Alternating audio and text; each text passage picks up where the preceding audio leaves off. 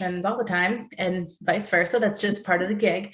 But today's going to be one of my favorite classes that we've put together on the virtual platform since we started this around COVID time. This class is a little bit longer because there is a lot of information in it. It's not only about what tools we have for going gray. We're really expanding quite past that and talking about when to go gray, the different avenues to go gray, proper consultation for going gray, how to protect the guest and protect you during that process, as well as how to price this kind of service. So it's going to be a little bit longer than the typical hour to hour and a half format. I am going to try to keep it really around an hour and a half if possible, but I don't want you guys to not ask questions at the expense of time. So if it's a question you feel comfortable to unmute yourself and just ask, go ahead. Again, if you feel more comfortable posing it in the chat, go ahead there as well. Okay, and I do get excited about this class, so if I start talking too fast and flying by stuff, just Amanda will pump the brakes and she'll give me some kind of cue to slow down.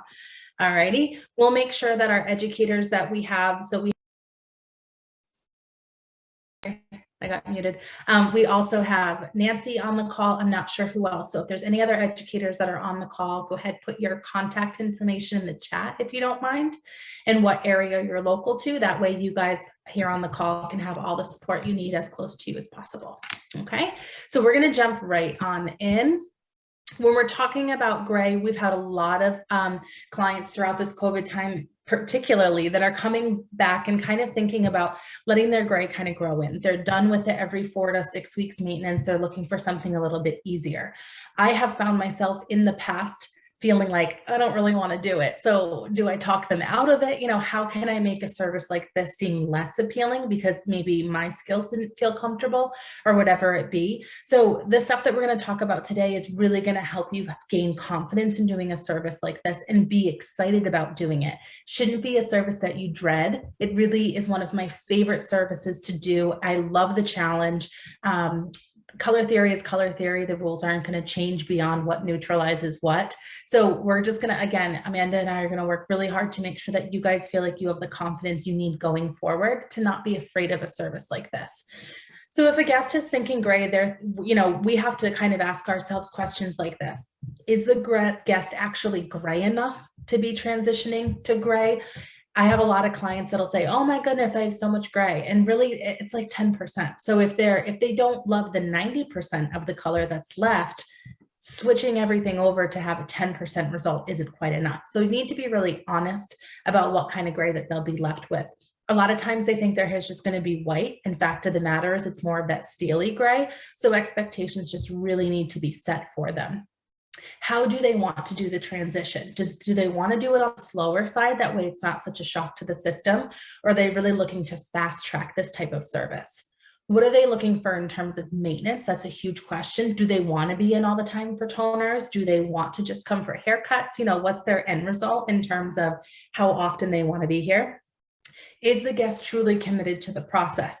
And I will tell you, going gray is a process. You're going to see some videos of me doing a couple of these services coming up, and you guys will see that there's no corners to be cut when you're doing something like this. So if they're not 100% committed to being gray, the hair is going to go through some stuff. Okay. So we really want to make sure that they're aware of that they're aware of the cost, that they're also aware of how much time they'll be here, and the fact that it might just not happen all in one day. Okay. Is it in their budget? Very expensive service, and it should be, because again, there's no corners that can be cut. This can be adjusted to their comfort level with their budget though. Again, if we're going to do the transition more slowly, we can do this in a different kind of budget range. If they're looking to do something in one day, it's going to be a heavy hitting ticket, and it should be, because you guys are going to have the skills and the confidence to be able to do something like this, and not every stylist has that. So you're going to have the upper hand on that, and you should charge accordingly. Okay, what other alternatives may there be? Maybe they don't really want to jump all the way to a big overhaul for their gray. Maybe their option is really to just keep going between services, toning what they have left, and maybe just doing haircuts. So keeping them in the know of what they have for options is essential. And again, we already kind of talked about this, but does the guest truly understand the commitment of this type of service financially and time-wise? Okay, so these are all kind of things we've got to be thinking about. We've got to get our guests thinking about as we think about turning to gray. Why are people going gray? Why now? This was really big on trend last year, of course. COVID really jumped into people wanting to do that. By the time we all emerged from our holes, some people were 6, 7 months without any color, and they said, hey, at this point, let's just embrace it. Okay. People were looking for a more simplistic way of life. I know for me, even throughout this pandemic, I don't really want to get out of the house for much of anything. So any way that I can cut back on things I do for that, I'm all about. It was also, Ultimate Gray was also the Pantone 2021 color of the year, which is why it was so very popular last year as well. We will see that trend continue again as people are looking for a more low-key, low-maintenance vibe. Okay, there's some really big things for your guests to consider. And you guys have to be really candid about going gray. Okay, it's not one of those consultations where you kind of beat around the bush and you just hope that they get the gist. There has to be some real, truthful conversations happening. Like, I can't tell you how many people I've done back to gray and they say, oh my God, I look like my mom. Instantly, and they kind of panic a little bit. So what they have to be game for is the fact that they're going to rapidly age in that one day. Okay, you can see from some of these images, people look different, okay, when you transition them all the way to gray. So they have to be ready for that. Okay, it's a huge difference looking in the mirror, starting with color in your hair, looking back in the mirror at the end, and there's nothing in it. Also, we have to talk about realistic expectations, what you're able to provide in the time you're able to provide it in their budget that's comfortable for them. So again, that needs to be a conversation that's up in the front. That can't be at the end of the day, oh, here's your ticket. I hope this is okay. Didn't know you'd be here for 7 hours. So sorry. Okay. So again, very realistic expectations about what you can achieve. Another big thing that really surprised me the more that I do these services is I ask my guest, how much do other people's opinions matter to them?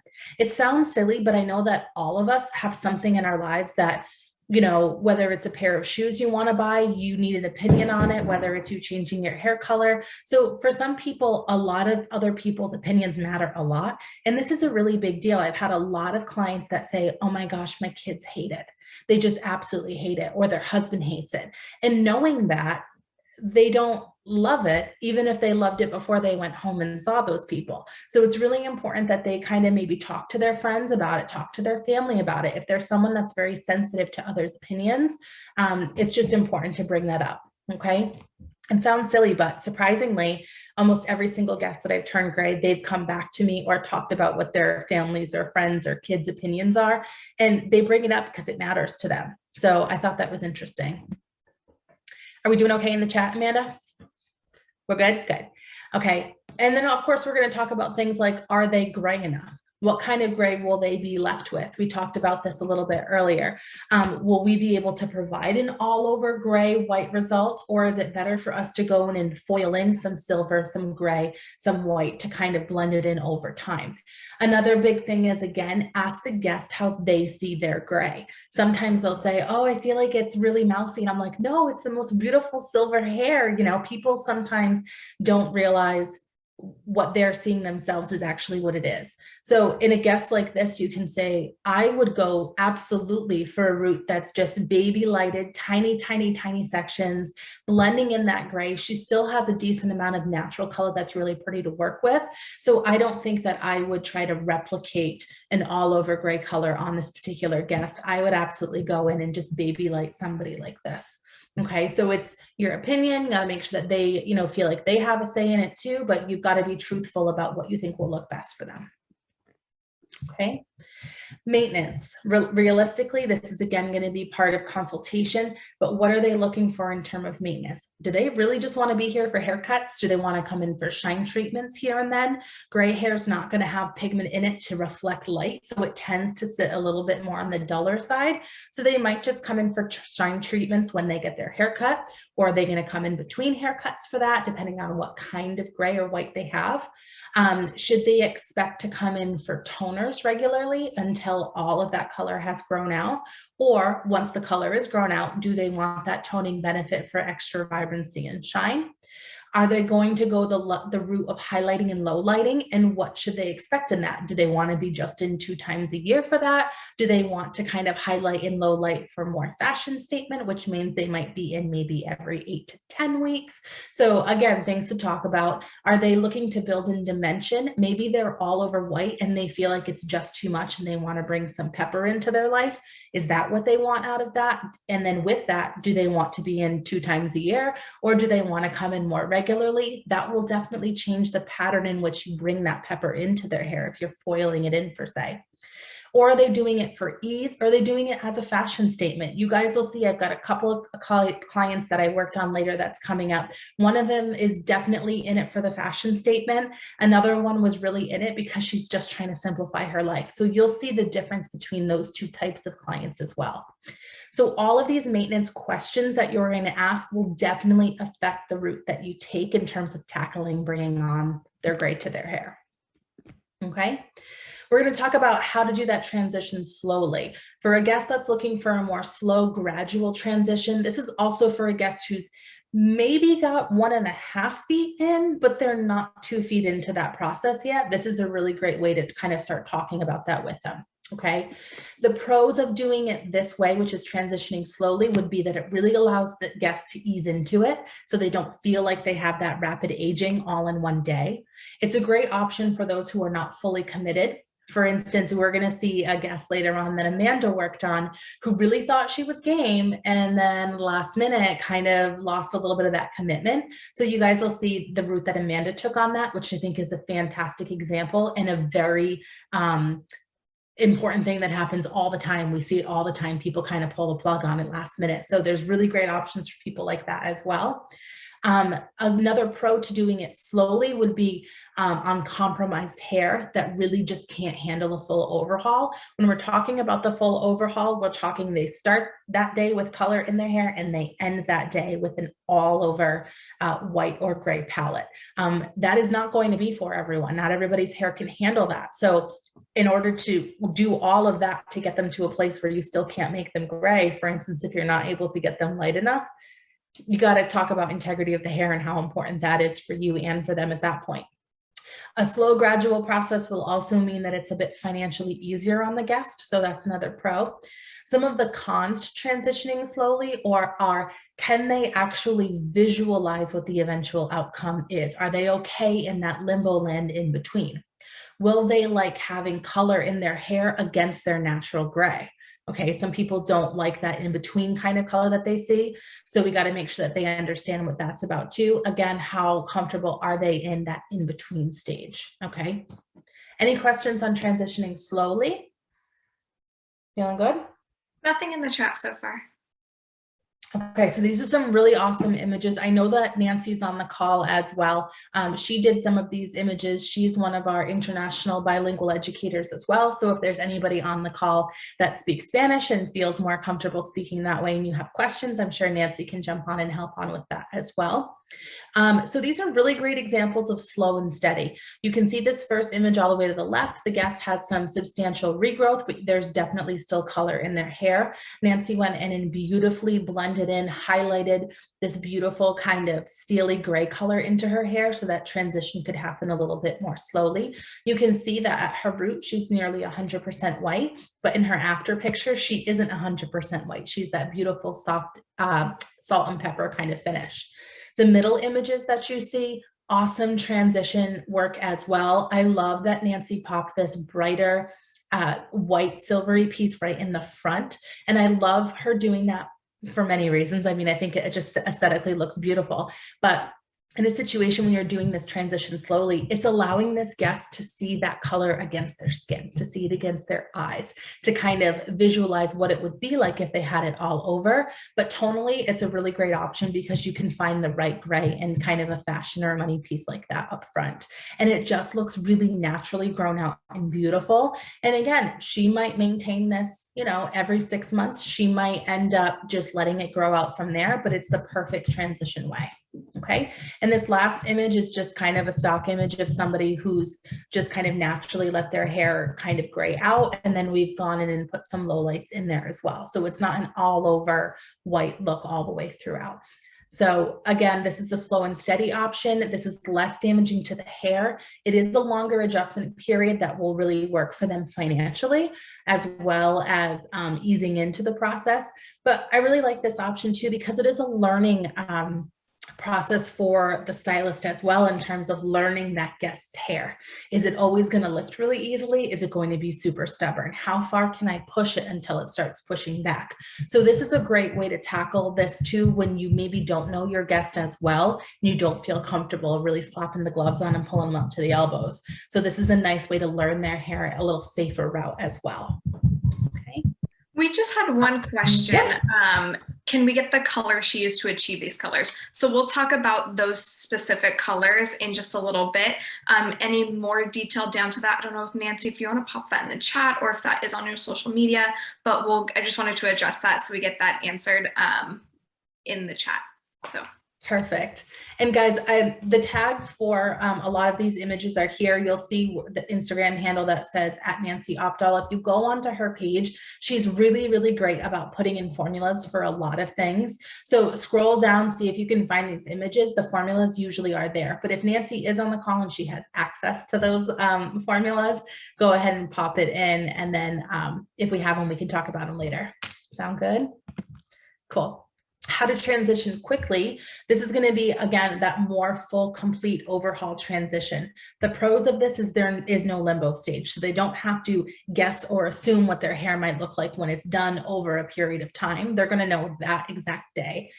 It will give your people that are instant gratification kind of people, instant gratification in the longest service they've probably ever had in their life, but they will finish at the end of the day having that instant gratification that as that day moving forward, they have embraced their natural color. Okay. Again, no lingering old color deposit to work against or with. So it really is an overhaul transition. Some of the cons, number one, is going to be shock. Like I said, people look in the mirror and they go, oh my gosh, I look like my mom, or I look like my grandma, or whatever it might be. So you got to really prep them for that. Okay. It's always something that I say to them, you know, when you go home today, don't decide if you love it or hate it tonight.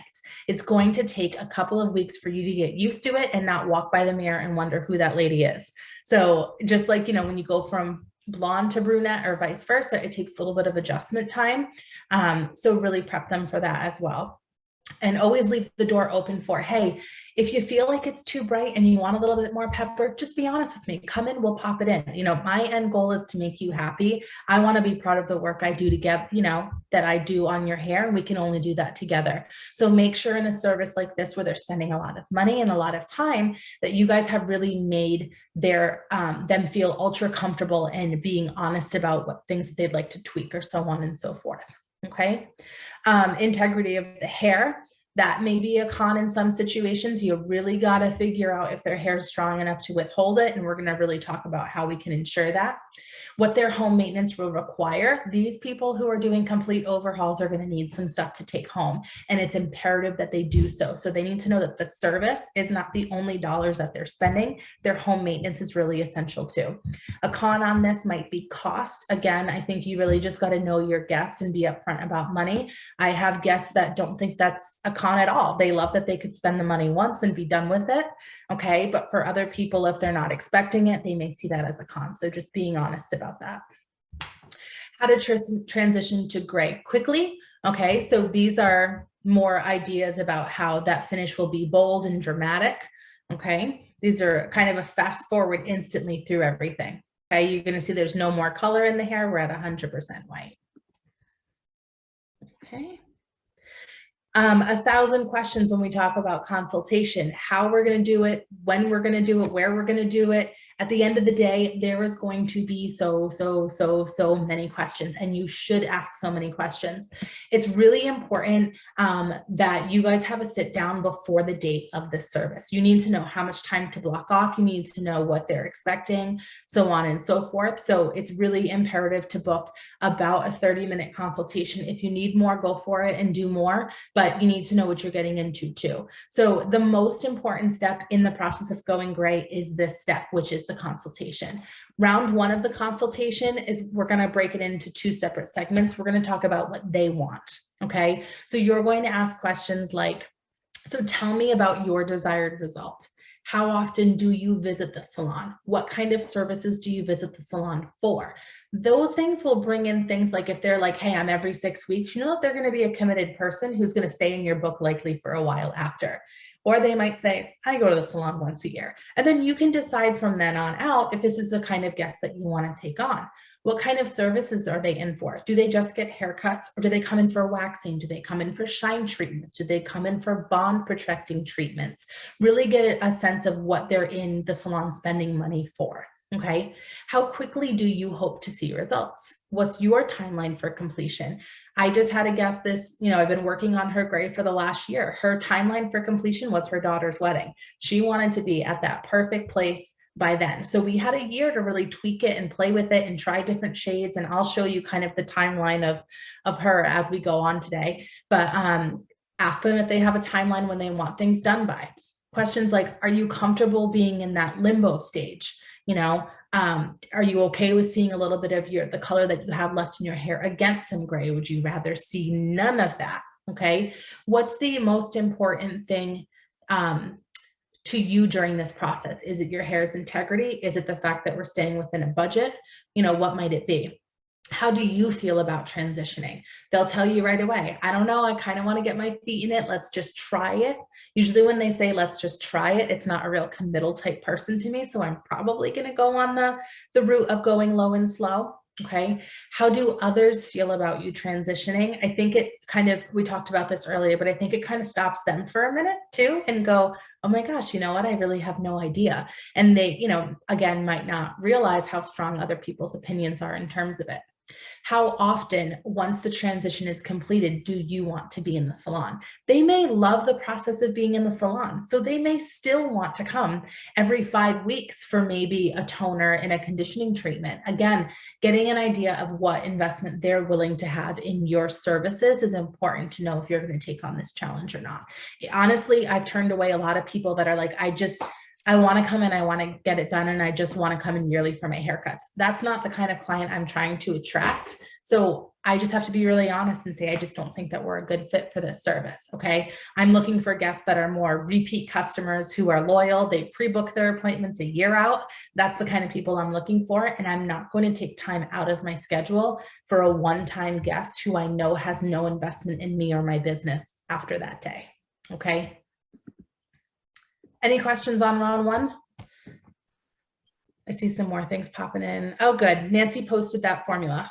Exactly. Perfect. She's the best. Thanks, Nancy.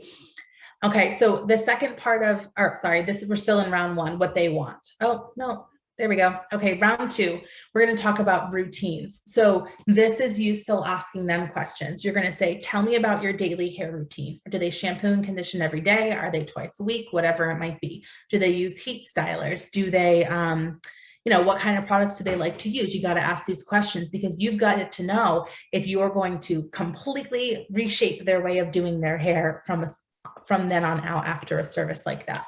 Tell me about your hair routine goals. Some people say, listen, I want to embrace my gray and I want to put a little bit of like a smoothing cream in it and just air dry. You need to know that too. Okay. How often do you change shampoo? Again, products used, heat styling. What's your UV exposure like? This is huge for going gray. The sun can be really, really rough on tonality for gray. So if there's someone who lives half of the year in Florida and the other half of the year in Massachusetts, you need to make sure that they're prepared for when they go to Florida on what products to use or what precautions to take to keep their gray looking great. Okay. What are your heat stylers set to for temperature? 9 times out of 10, everyone will say the hottest of hot. Okay. And I often remind them that we don't even cook turkey at 450. So let's not cook your hair at 450. Okay. Try to find a way to make them not feel bad about it. Bring in a little humor into it. And then tell me about your styling struggles. Okay. That again will help you to do things like maybe decide where you put your patterns for your highlights or whatever it might be. Okay. And you need to Oh, where am I? Round 3. Okay. And this is the part of the consultations that's things that you guys need. So you've talked about what they need, what they want to achieve, how they want to achieve it. And then there's the part of the consultation, which is always the hardest for stylists, is this is the part of the consultation where you talk about the things that you need. Okay. I often say things like, I'm going to need a strand test to educate myself on your hair and how it will respond to my products. Okay. I need to know that I can get your hair light enough to get to the gray that I need it to be before we even jump into anything like this. I'm going to need approximately 3 sessions or 8 hours to get your hair to the result that we are looking for. I will be quoting the services this way. We're going to talk about how I quote services, which is not the right way by any means. Everyone, you guys do what works good for you. This system really works for me. So I'm just going to share how I quote services later. I'll need you to understand how I can realistically meet your expectations. These are the things that I can't with. These are the things that I can with. This is what I need from you in order to achieve results, which means you're going to go home with sulfate-free shampoo and conditioner. You're going to go home with an anti-yellow mask. I'm going to need you back every 6 to 8 weeks for a toner. You need to make sure that they're aware of what your expectations are as well. I'm going to need you to visit the salon X amount of times a year, monthly, whatever it might be. I need you to understand the risks that are associated with this service. That might be things like, listen, you can't be honest with me, or you don't remember what you have on the last 4 inches of your hair. We may have to get to a point during the service that we might have to lose those 4 inches or so. Are you comfortable with that? That may be a risk. Okay. You may need to come more regularly for bond type treatments, Vitaplex treatments, in order to keep the hair healthy if it really has a rough time during the service. And I need you to be transparent and comfortable to share with me. That's probably the most important one is, again, if people aren't happy with the results that they're seeing throughout the transition, you have to be an open door. You cannot get upset if they say that, hey, I want to tweak this or change this. We need to put our emotions on the back burner for this. This is a giant transition for people. Okay. And then say it with me, there is nothing there's nothing wrong with expressing your needs during a consultation. It's the most important thing. This is a consultation is a relationship, right? So you have to know what they need to know what you need in order to be successful together. And this is just a reminder about consultations. When we look it up in the dictionary, it says the definition of a consultation is a meeting with a professional or expert, which is you, for the purpose of gaining information or the act or process of formally discussing and collaborating on something. This is what this type of service is. It's a collaboration. In order for it to be successful, both parties need to come to the table with everything they need and have clear expectations of where they want to be. Okay. A consultation is not when a client sits down and tells you, I want, and you say, absolutely, absolutely, anything to make you happy. Okay. Trust me, people respect you so much more if you look at it as come to it with a collaborative effort. They much more respect that. Okay. Any questions on consultation, that part of it? Feeling good? Nope, okay. So when we talked about earlier expectations and what you can be prepared for, the strand test is the oldest thing that you probably learned in school, one of the first times you even touched color. And this is absolutely where taking out the time during a consultation is so imperative. The strand test is going to do a lot of things. It's going to tell us what's possible. It's going to tell us what's safe. It's going to tell us what's not safe.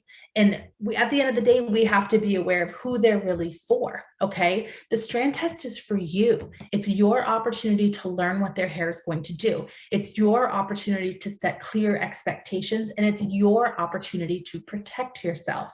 I do not ever want to get into a situation where I'm looking at this image on the right with the dark orange kind of hair, but I've already told them, oh, I can absolutely get you to white all in one day. No big deal. Your hair is going to feel great. We're not going to need a haircut.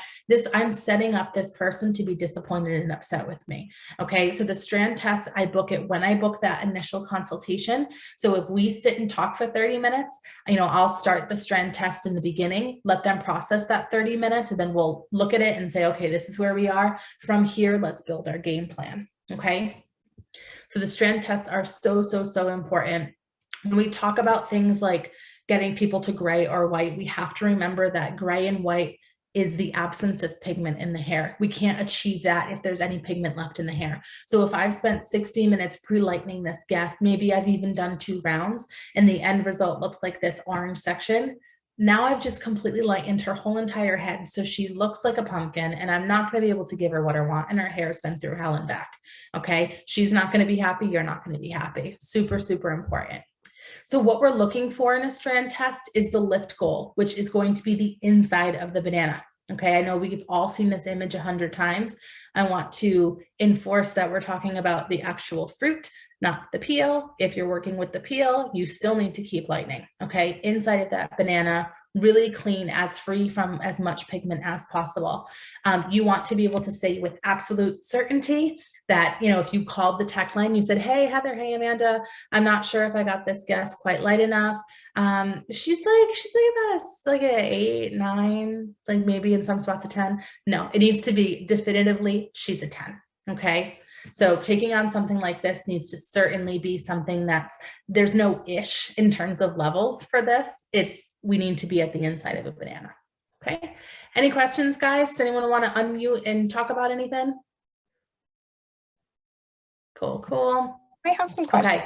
Yeah. Hi, Kimmy. I don't know if this is appropriate time, but like, let's go back to those strands, that orange color. So I've gotten that with a client and she has really long hair and she had been coloring herself and it's black, yucky, fine, thin hair. And so I got some of that. What do you do with that? We just have to keep lightening, to be completely honest.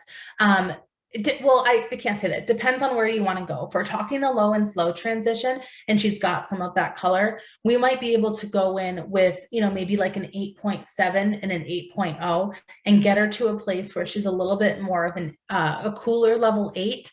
And then the next time she comes in, we might lighten again. And again, that process is going to happen a little bit slower. But to be able to get this result and end up with a gray place is just not possible. Because remember that, again, the definition of gray or white is the absence of pigment. So if pigment's still left in the hair, we'll never be able to get to that gray or white place. So in the event you get stuck somewhere like that, do not try to just shove the Gothics into the hair. Okay. We all I've want done that. to, It's trust not me. pretty. No, it's just not pretty. And I've got some really great images coming up that those of you guys who have not tried that route will get a really clear idea of what that leaves us with. Okay. So again, if we did a strand test and we ended up at that place, we'll say, listen, 60 minutes in, we're this far. Even if I let it process another 60 minutes, one of two things are going to happen. You're going to lose hair, or we're still not going to get to the end result we want. So let's kind of sit back and be like, are you comfortable with being at a level 8 for maybe a few months? Let that hair heal, do some Vitaplex treatments, come in for another lightening service. And from there, we can slowly get you where you want to be. So that's the perfect time to talk again about how that strand test is beneficial to you. I like that idea of using the 8.7 because that could be really pretty. Yeah, absolutely. Would you use converter? I would. Yeah. Okay. I would go ahead and lighten the hair. If you let it sit for 10 minutes, it's not going to affect the rest of the hair. Yeah, and we'll talk about another good trick about getting it to not bump the rest of the hair too later on. Okay, because that's happened as a trick for toners. Yeah. So yeah, I mean, the 8.7, that's the thing too. We go in with an 8.0 and an 8.7. It's going to be such a soft contrast against her gray or white that's growing in that she really might be okay with that. You know, if she's like a 3 everywhere else, when that gray comes in, we know it's that skunk stripe, right? But if she's a level 8, you know, blended in with all that, she might be able to feel like she gets a little bit more between visits, and she might actually find that she rather likes being that shade instead of just a white or a gray. So yeah, don't be afraid to, you know, if someone comes in with, hey, I've been box coloring my hair with a blue black for the last 10 years of my life and I want to be gray, it's okay to run. It really is. Run just as fast as you can. Okay. Or, you know, decide if it's a transition they're willing to slowly do together. But yeah, if they're coming in with the platinum picture, they have $85 and need to be out in 2 hours, just lock the door. Okay. Push them out and lock the door. Hey, Heather, how much would you do of how much would I do a wedding? Of the 8.0 and 8.7? I safely like to go in with like a quarter of the formula 8.7. Especially like if we're looking at this strand right here, you can see that she's got this like band, that this nasty rusty level 7 band down in here, but beyond that she's a little bit more of like a yellow orange. So any more of the 0.7 you might turn that green. So I like to go in at a quarter of the formula. That gives me a lot of safety with the 8.0 so that that won't turn green. Okay, thanks. You're welcome. All right. So the Gothic series, if you guys haven't played with the Gothic series yet, this is just kind of give you a really quick brief overhaul. These are our Gothic gray collections that we have.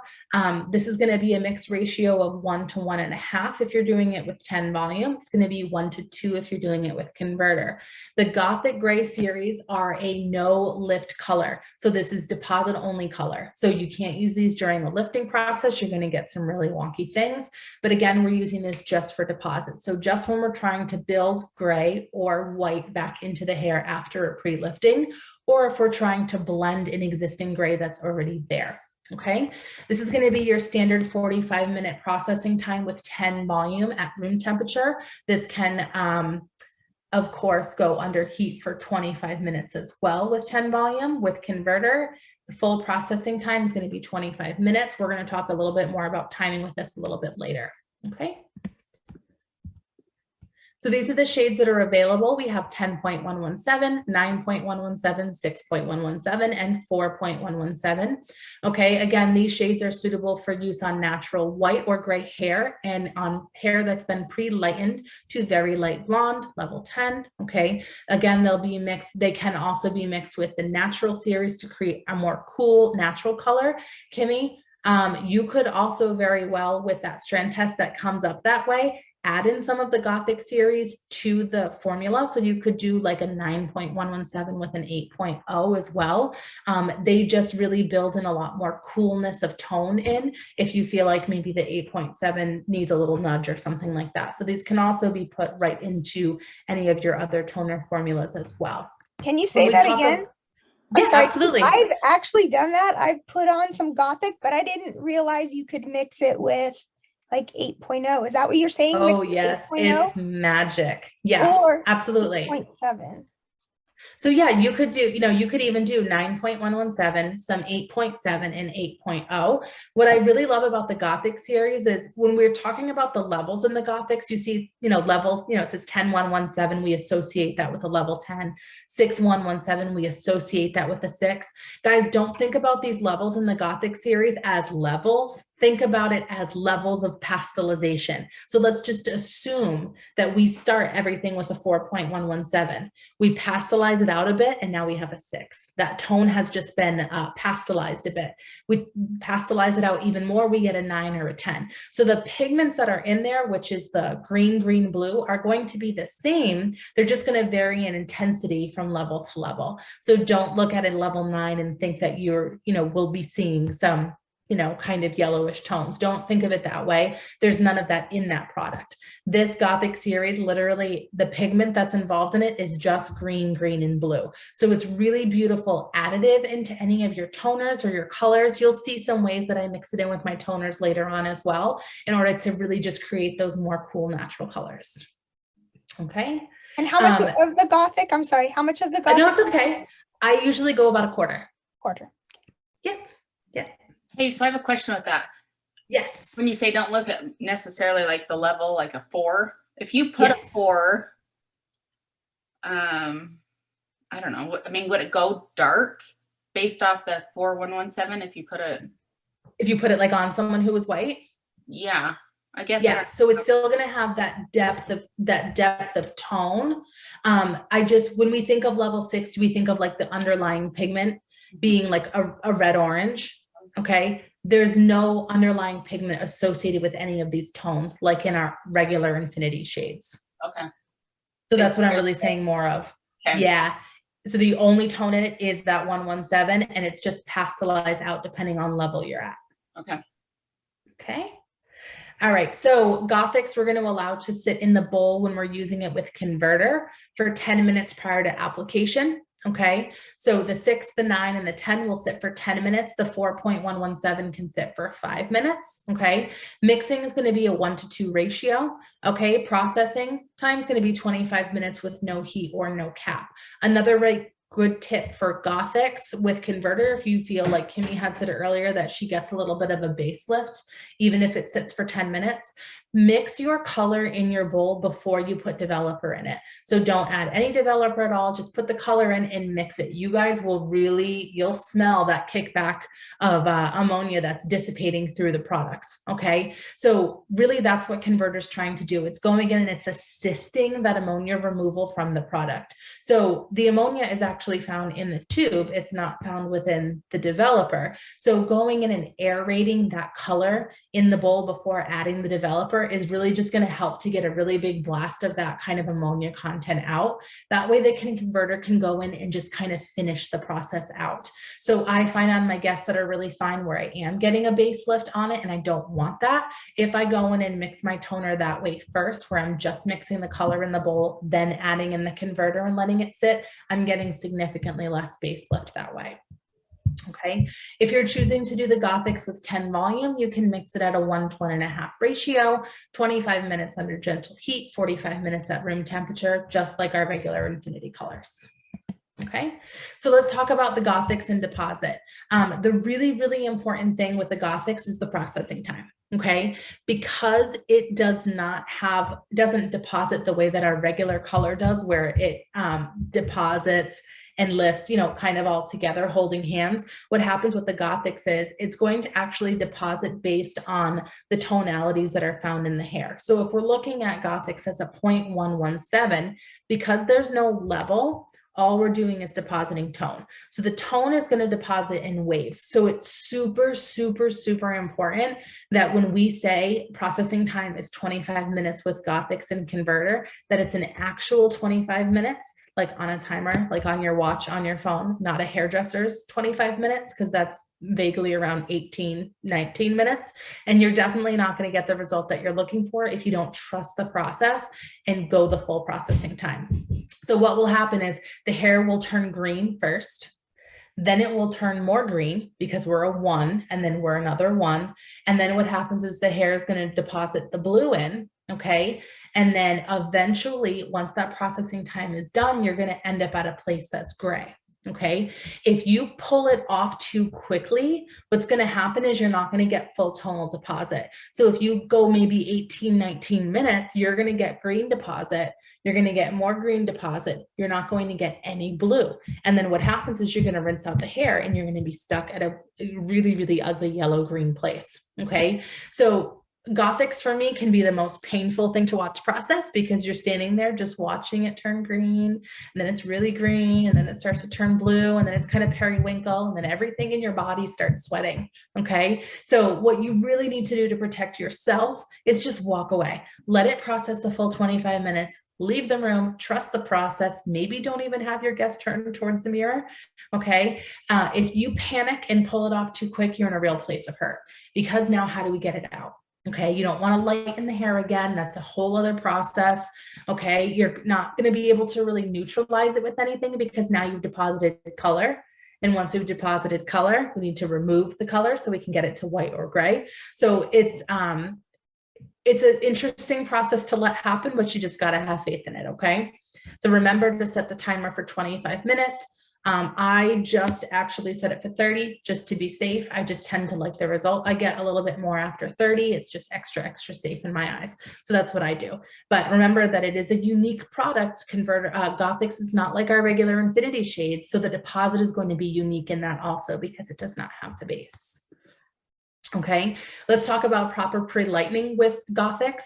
So if we start to have the hair at this yellow place, right, we're not quite the inside of the banana. We're just at a relatively yellow base. Maybe we're actually a 9. Okay. And then we mix in our Gothics. We're going to go ahead and tone, let's just say with a 9.117 over this yellow base. We have the yellow base. Now we're going to add in the green blue base. Okay. And this is what we're going to be left with. Kimmy, is that what yours look like? I have seen Because that's what mine look like. Okay, so what will happen is you're going to end at a place where you don't level out at gray. It's going to look like pea soup. Okay, so this is just color theory. If we take yellow and we add green and blue to it, we end up getting that type of result. Okay, again, pea soup. Okay, a good way to stop that is, again, making sure that you've lifted the hair as light as it needs to be inside of a banana peel. Okay, once you get a really beautiful, beautiful pale yellow lift, a really imperative part is pre-toning to this process. Okay, that's why this service takes a long time, whether you have to do 1 or 2 little rounds of lightning, but then there's pre-toning, and then there's finish toning, and then there's building in dimension if you need to. So the importance of pre-toning is that it's really going to take that. Let's say we're at a place where at a 10.3 or like a regular 10.0, we need to be able to go and neutralize the little bit of yellow that's still left in that hair. Okay, so what we have to do is decide if we're going to neutralize the hair or if we're going to neutralize and cool it down. Okay, so this is going to come into effect a little bit later when we're talking about warm grays versus cool grays, but the importance of pre-toning is huge. Okay, so if you guys see here this image that says color temperature, we're going to see the midline. That's where your kind of midline colors are going to fall in. Then to the right, we have our cool base colors, and our left are warm base colors. So if I take my, say, 10.0, and I'm looking for a more neutral gray finish, I'm going to go in and pre-tone with the 10.2, which is violet. So you guys are going to see that in these 2 overlapping circles where this arrow is. Okay, so when you stack those colors one on top of each other, you're going to get that neutral gray. When we take something like the 10.21, which is blue based, and we layer that on top of the 10.0, we're going to get something that's neutral, but it's on the icy silver side of the color temperature midline. Okay, so you guys will see there it has a little bit more iciness to it. So what I did was inside these 2 little circles off to the left, where we have the yellow and the violet, I actually just cut out the center where those 2 colors overlap, and you can see that this is the color that we actually get. So it is gray, but it's a warmer gray. And then the same thing with the neutral icy silver. I did the same thing. I just went in, cut out a little circle out of that color so you guys could see the difference. Okay, so you'll have to decide, is your guest looking for a more warmer gray versus the natural icy silver? I really like the warmer gray on people that are like naturally a level 8. Again, it just really blends in those baby lights. And if they have already some of their natural still in there, it tends to have a little bit more warmth to it than someone who's maybe, say, a level 5. So that might be the route that I take for them. So the pre-toning step before I do my Gothics or before I do my final color will allow me to have the perfect canvas for stacking or layering on toners, so we get the finish that we're looking for. Okay, does anybody have any questions on pre-toning? You guys will see some pre-toning happening later. Okay, awesome. So Gothics, how and why we're choosing converter versus 10 volume. Okay, converter can provide a really blended, more soft and diffused deposit to the hair, where the 10 volume can provide more of a full tonal deposit. The converter is really great for creating seamless blur of natural outgrowth versus more of the chemical gray altogether kind of finish.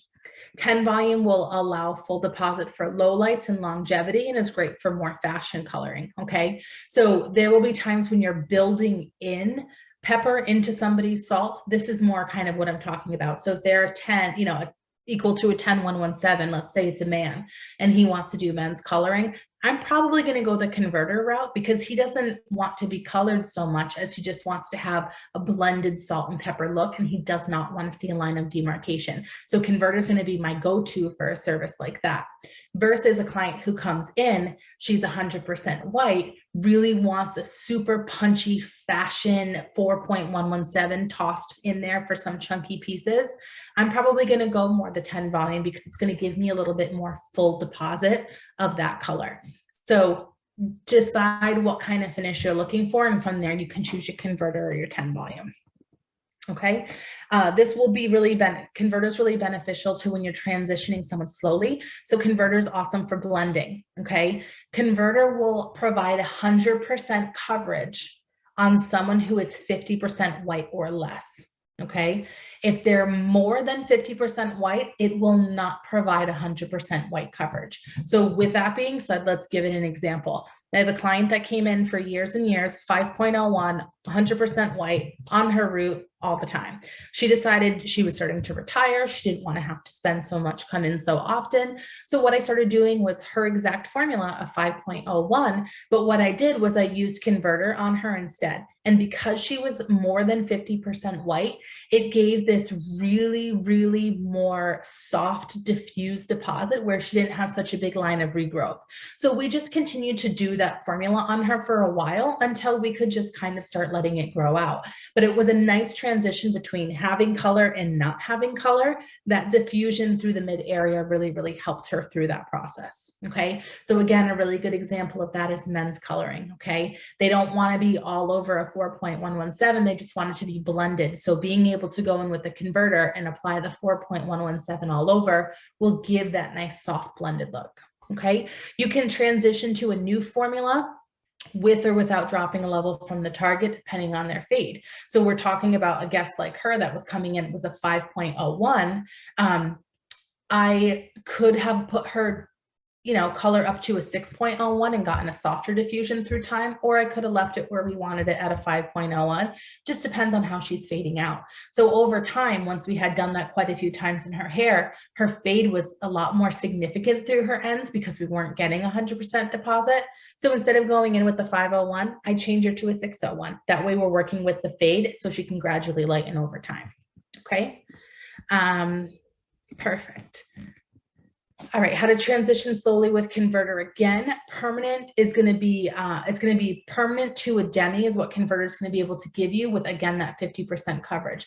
You can use that as a root color, like I just mentioned, or you can do it as a highlight, low light. So I could instead, on that guest, her name was Casey, instead of doing a 5.01 as a root color with converter, I could have gone in and just low lighted her with converter in 5.01. That way she didn't see such a harsh line at the root area. So we could have absolutely gone in and done it that way without it being such a heavy deposit that it looks like color. Okay. So again, I could have foiled in her regular root color, leaving some white. Her regrowth color I could have done with a demi for a little bit of a gray pop. And I can cool down the color between the foils or ash it out. Amanda has a really, really good example of that a little bit later too, of how she used that. Mixing ratio again will be 1 to 2 for regular coverage, 1 to 3 for even less coverage, or if you want more of a pastelized deposit on gray hair. How are we doing, Amanda? Good, no questions in the chat. Sorry, had to cough. All right. Men's coloring, again, we talked about this earlier. You'll see some images of that too. What's really awesome about the Gothic series is there's no base to it. So for example, when you guys are in a grocery store and there's a guy cashing out in front of you and you know he colors his hair because it's coming out like that pecan kind of color, it just looks really fake. You know that it's not real at all. That's the worst thing ever. And it means that they're using a color line that needs natural into it in order to get coverage, which means that your ashy tone, say their formula is a 4A and a 4N on him, 50%, 50%. The ash tones are going to leave the hair first. So you're going to be left with whatever makes up the 4N as he, you know, shampoos and ages through the life of his color. That's never going to happen with Gothic, which is awesome because it never had a base. So it's never going to fade out warm, which is awesome for men's coloring. Again, blended results with converter, full coverage results. You can use 10 volume with that. And it's really awesome for adding more pepper to their salt. Like I said, most men don't come in and say, oh, I really want to be a 6.0. They just want to see less of the white. That's all that they really want to see. So again, proper consultation with that is key. When they say color, they usually don't actually mean fashion color. They just want to see less brightness. Okay. All right, so here's a really great example of that on men's coloring. This was a stylist spotlight that we did. This was Brandy at Jolan's salon. She had posted this image and we found it online of her using 4.117 with a quarter of the formula 5.0 and converter at a 1 to 2 ratio for 25 minutes. You guys can see how natural it looks. He still has some salt in there. It's not screaming, I'm all over one level of dark hair. It's totally believable. He can pull it off. The benefit of that, again, no base, no fade, no warmth. and it's so believable. So that was a great example of men's coloring with the Gothic series. Hey, Heather, I have a question on that. Yeah. So how come she used the 5.0? If you just, because it has some base to it, like color, right? Like whatever. Yeah. Yeah, so she only did a quarter of it. So Okay. you're still not going to end up at a place of warmth because it's predominantly green, green, blue base. Okay. But my assumption is she probably didn't want it to be as deep as a 4. So she's just taking a little edge off it with the 5.0. So if you use just a quarter of a natural series and added more of the Gothic, you'd be fine. Oh yeah, absolutely. Okay. Yeah. I guess it's just when, like you were talking about the guy at the grocery store, if they mixed half and half or more of the N, then yeah. Yeah, absolutely. Okay. It's when you have too much natural in that it's going to fade that way. Okay. So adding in just a quarter isn't going to make much of a difference at all. But yeah, it probably just took away a little bit of the smokiness for him. Okay. Thanks. Awesome. You're welcome. Amanda, do you want to talk about this next model? So he hates us so bad. I know. And you know, he just got home and I know he can hear me, so I know he's going to hate this. This is my husband. So he really just wanted a little bit of depth. You can see he obviously has a beard, so it really just defines out his beard and just his whole hair. So on him, we do a 4117. He has super coarse, thick hair. And so you can see, so we did it with converter. We did a 1:2 ratio for 25 minutes. And you can kind of see in through his beard area, he doesn't have full coverage on that. And so you can kind of see that difference and what makes it look so natural as well. On his top where he has a little bit finer of hair, it's not like that coarse beard hair. You definitely get more of a fuller coverage. But yeah, it's super natural, super, it's a nice, easy process. It's a great process to have in the salon.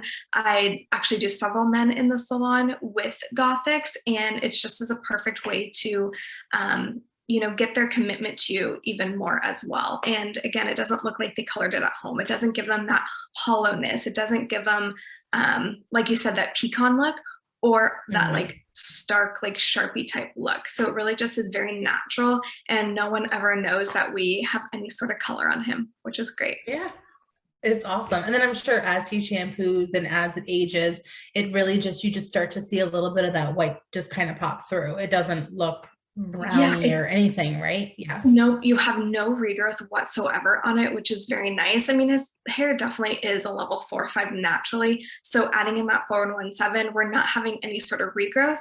And yeah, it's very natural fade out. He doesn't fade to any sort of funky tones or colors. It's just very natural. Honestly, no one ever knows that he has any sort of color on him whatsoever. No one ever knows, but we've used Jose in almost all of our classes. We all know. Don't tell him, guys. You ever seen him in person? Yes. You have to pretend you know nothing. Awesome. All natural. All right. Any questions, guys, before we go into tools? Doing good? Doing good? Awesome. All right, so these, I'm not going to go super in depth into any of these. If you guys have more questions on them, shoot them in the chat. Amanda will bring it up. I'm happy to talk about them more at length, but I just want to be able to give you little snippets of some of the things that I love when doing this process. Vitaplex is an essential. I don't do any going gray services without it. It gets wrapped into your cost whether you like it or not. It's my absolute insurance protection so that I can do this service as safely as possible. Protein additive is part of the Kotoko line that we have. It is also really, really great for services like this, especially if you're doing any kind of bleach at the root area, because it does have ingredients in it that make it more less scalp irritation so that they're more comfortable during that process. Protein additive is really good also because it's going to go in and help with the porosity of the hair. So when you're doing something like toning after, you want to make sure that if they've got different areas of porosity within their hair, which they likely do, that adding this into your toner or your color can really make sure that it kind of fills in all those porosity potholes for a really beautiful, beautiful finish. Active reconstructorant I use after my final toner before I do that while I'm cutting. It's just really great for going and making sure that all those split ends are nice and sealed, that we're bringing the hair back to its nice, beautiful structure, giving a little bit of conditioning agents to it and helping to prevent against damage. The active pH rebalancer, which is this one all the way to the right from Kotoko, is my essential before I do any toning, whether it's pre-toning or whether it's finished toning. I'm able to go in, restore the pH of the hair after whatever previous service it had, so that I can go ahead and paint on my palette again with a lot of clarity and certainty. So this is my arsenal of essentials for going gray. Again, that Vitaplex, which is your bond reconstructor. If you guys aren't familiar with that and you're interested, pop your info in the chat, and at the end we can definitely talk about that. This is going to be kind of, if we're looking at the big guns in terms of insurance for the hair, we're going to start with Vitaplex. That's going to be the most heavy hitting beneficial thing that you can put into the hair. If you're not using Vitaplex, Protein Additive is a great second alternative. And if you don't have that, using these other Kotoko options are good as well. But when they're used as a roundhouse service, they're absolutely amazing. Okay, some additional tools. We're going to talk about the System Blonde range. If these lighteners look different than what you guys have, don't worry. Our distributors are working through the old packaging, and now this will be what the new packaging looks like. So if we're looking at the tub here, this is the System 9 Blonde. Okay, you'll see down at the bottom where it says up to 9 levels of lift.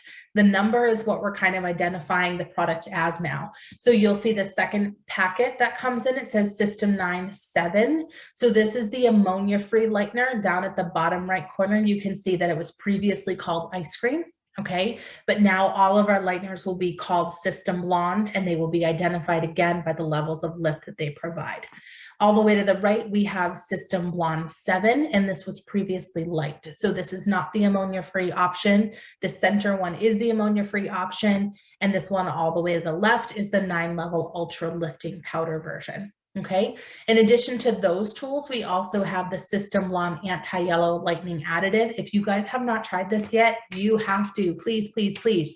Once you start using it, you'll never not use it. It's an additive that gets put into any of your lighteners and helps to eliminate yellow tones throughout the lifting process, which again, super, super important when we're talking about going gray.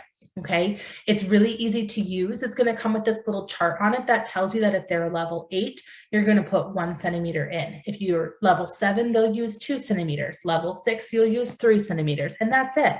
Go ahead and put that in with your developer, mix that up really well, then add your powder after. So these are the tools that I need to be using it whenever I'm using anything for going gray. Amanda, I see some things popping in the chat. Do we have to talk about anything?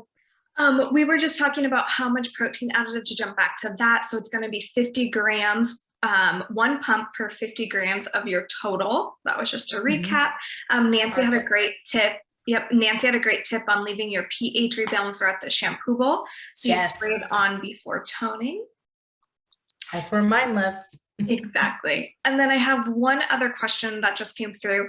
Do you have to put the anti-yellow in with the System Blonde bleach? You do not. Nope.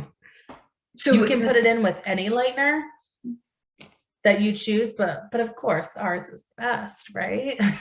But yeah, it's a really great option, because even if you're not using our lighteners yet, you haven't put in that order for our new lightener, the System Level 9, you can still use it in anything. System 9, the anti-yellow additive, is just the best thing that was ever created. Yeah. It honestly is the best partnership. Yeah, it's such a staple for just about every single client. There's no one that you can't use this on. It really is so beautiful. So it makes a huge difference. Huge. Hey, Shauna. Hey, so I have the System Blonde bleach. Yeah. I have the anti-yellow. I can use the blonde bleach by itself, right? I don't have to add yellow, right? But when I add that in, I go off the base. So like if it's a level 6, then you would add 3 centimeters. Yes. Okay. Is it for, so what if there are 5? So if there are 5, so the reason that we say 6, 7, 8 is because when you're starting at level 6, 7, 8, when you're lightening, you're definitely going to be left with yellow. If you're starting with a level 5, you're not combating so much yellow at that point as you're combating red. So it will make a difference. It just won't have as big of a punch if you're starting at a level that's much deeper, because you've got to work through all those other levels first. So at level 6, 7, 8, you hang out at yellow a bit longer. That's why. And that pH balancer you can put on the hair. You always use it before you tone, or can you put it before you I do it. Yeah. you don't really need to before you color, because if the hair is dry, your pH it is what it is, but it's when the hair is wet and it's just had a chemical service, do you need to go in and restructure that pH and get it back to the right place? So it's honestly, it's about 30 squirts. So I section the hair up and do like 5 squirts on the bottom section, comb that through, take the next one down, 5 more squirts. So use about 30 pumps through it, gets you ready to, do your next process. Okay. But it's amazing that little bit of time that you take to do that really does ensure that you don't get pockets of funny coverage, which is so worth it, especially if you're trying to get them to all over white. Okay. So guys, these are the lighteners that I choose for a lot of reasons. The System 9 lightener, obviously heavy hitting lightener, 9 levels of lift. When I'm working through some serious stuff, that's definitely a go-to. It also has ZMAs in it, so it's really, really moisturizing to the hair and is quite comfortable on the scalp. If you need to do any scalp lightening, it's awesome for that. The ice cream System 9-7, which is the old ice cream, I love, love, love, because when I use 10 volume with it, it's going to act like a 30 volume. When I use 20 volume with it, it's going to act like a 40 volume. But what's great about that is because I'm keeping my developers lower at the 10 or the 20, the hair isn't going to go through the damage that's usually associated with a 30 or a 40. So it's giving me the liftability that I hope to get out of a 30 or a 40 in under 60 minutes, but it's doing it with the lower developer. So I have a couple of examples of when I've used it versus when I've used something else. You guys will see that later. Okay. And of course, light, the ammonia-free light, it's a staple. It works beautifully on all hair types. I like using it when I'm doing a service like this on someone who's maybe a level 8. I only need to do 2 levels of lift. I don't need an ultra lifting powder lightener. I can just do something that's just high performing, but not ultra lifting. So these are the times that I'm using these based on what my starting is. Okay. Hey, Any questions on the tools? Yeah. Sorry. So I just have the 9 levels of lift bleach, but should I get the 7 levels if I'm not needing to lift it as high? Yeah. I mean, if I had to, yes, I predominantly actually use light. I just find that I don't need to often lift that many levels at one time. So especially if I'm doing gray coverage at the same time, say my guest is a level 7, I'm going in with their 7 for their gray coverage, and then I go in with light and like 10 volume, and then it can be finished at the same time. Whereas if I use System 9, I might get there too quick, so now I'm sacrificing the hair structure of the things that are in the highlights for the gray deposit. I've got to make a choice. Whereas the light, because it's a little bit less aggressive in terms of lifting, I'm able to use it with a lot more variety of clients. And you can use the anti-yellow in any of these. Totally. But I don't know why. You can, you don't have to. Okay. With the ice. Yeah, totally. The ice cream, yeah. Freaks me out because when I'd heard originally, like if you have blonde underneath, if you don't see it, you can't put that on top of blonde. See, this is such a great question, guys. So the formal ice cream, now the 7 level ammonia-free lightener, the directions have always been that it can't be used over previously bleached hair. Okay. I will tell you a secret. Every single lightener is going to suggest that you don't do it over previously bleached hair. That's it. Every single one will do it. The purpose of us saying that specifically with ice cream is this. If I have old highlights on my hair, like the stuff that I got on right now, if I were to color my root color over this, I still have the hair structure that's this stuff underneath that color, right? So if I'm going to decide to go and highlight my hair again, like say spring or whatever, if I go in with, 10 volume in the level 7 light, not a big deal. My hair's not going to go through a lot of damage.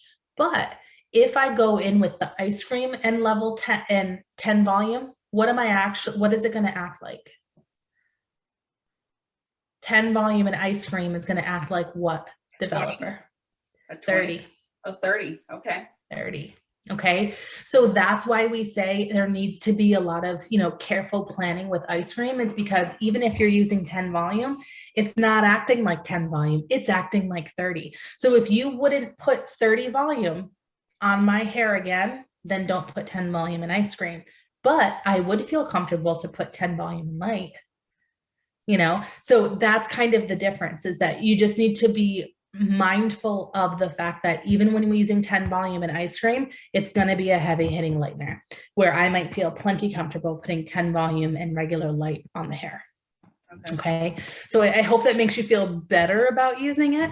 It's just knowing what's under the hair. And if you feel like, hey, I know I can put 30 volume on her hair, it's strong as hell, it's not going to break, go for it. Okay. Just be aware of what's there. And can you add the protein additive in with your bleach? Heck yes. Okay. Absolutely. You know what I really like about the protein additive too is Amanda had said that it's 1 pump per 50 milligrams of color. Guys, protein additive is an inexpensive product. So really, honestly, it's pennies every time you use it. 1 pump, it's like I think it's 13 cents a pump.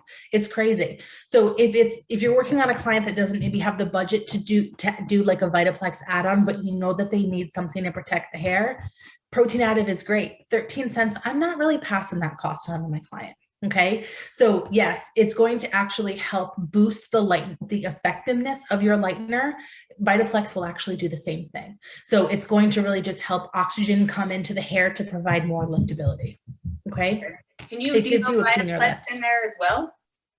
Or is that I would choose one of it's honestly, to be honest with you, I mean, you probably could, but at the end of the day, the Vitaplex is going to take over any benefit that protein additive has because it's just knock your socks off amazing. So if you have the choice between choosing one and you can add on for the Vitaplex, do it. Yeah. Sometimes what I'll do is, like, for instance, if I'm doing my pre-toner, I'm not going to use Vitaplex in my lightener, Vitaplex in my pre-toner, Vitaplex in my finish toner, right? So I might do Vitaplex in my lightener, protein additive in my pre-toner, and then finish the Vitaplex in my final toner. That can help keep costs down too. Great question. All right, we're ready to go see what Michelle's got working on her hair now. This is my guest, Michelle. Stop me at any point you guys need me to, okay? This is her before images. She is 100% white, okay? She's previously colored with a 7.0 and 10 volume. She's ready to kind of just let it go. She wants something super fun, embrace that white grow out. Her goal is to be in for regular haircuts, occasional toning. She is really fun and likes to add in an occasional pop of semi-permanent color, which, hey, when you're all over white, you can do that really easily. So it's nice to know that she'll have a lot of flexibility within that too. So what I did was I went in and I strand tested Michelle with 30 volume in light for 30 minutes. Okay. I just needed to see after half of the processing time, because our processing time in our lighteners is maximum liftability for 60 minutes. Okay. If I go in with a developer higher than what I would normally use, and I do it for 30 minutes, I'm going to get a pretty decent idea of what I'm going to be like in an hour. Does that make sense? Okay. So, and if I strand test her with 30 and it feels great, then I know if I go in with 20 or 10 volume on the day that we actually do the service for 60 minutes, I know her hair will feel fine. Okay. I also, this was her consultation before we actually did her going gray all over service.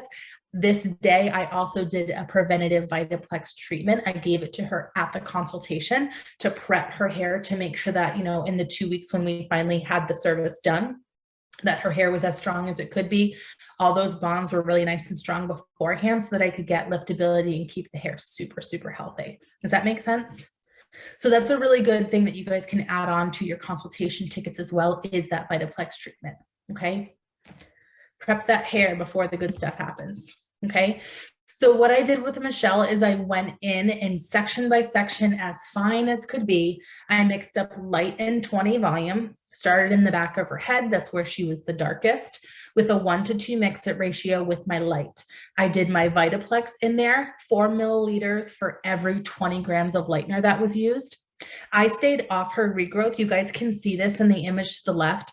I like to stay off the regrowth because I want to be able to match the pattern of the natural. Okay. If I went all the way to her root area, then I lose what that pattern is. Say she had some dark pieces scattered through her natural, I want to be able to replicate that. So when I rinsed her off and I have a natural root, I know where I can build in baby lights if I need to. Okay, so that's part of the consultation too. When they come in, I say to them, I would like you to have 3 months of regrowth if possible. Okay, if they can't stand the 3 months of regrowth, I know they're not going to be a client that can slowly transition either. Okay, so that's a good indicator of which route you're going to go for that, whether it's an all over or it's a slow transition.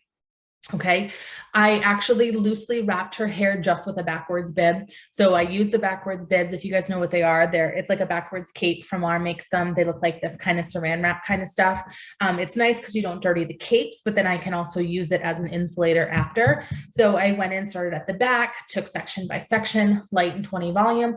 I mixed new lightener for every section I did. That's also really important, okay? If it's gonna take you 15, 20 minutes to just get the back done, then you're gonna move to the sides. That lightener, half of that life is essentially, gone. So mixing fresh bowl for every single section is gonna ensure that you get the most liftability out of your lightener with every section you take.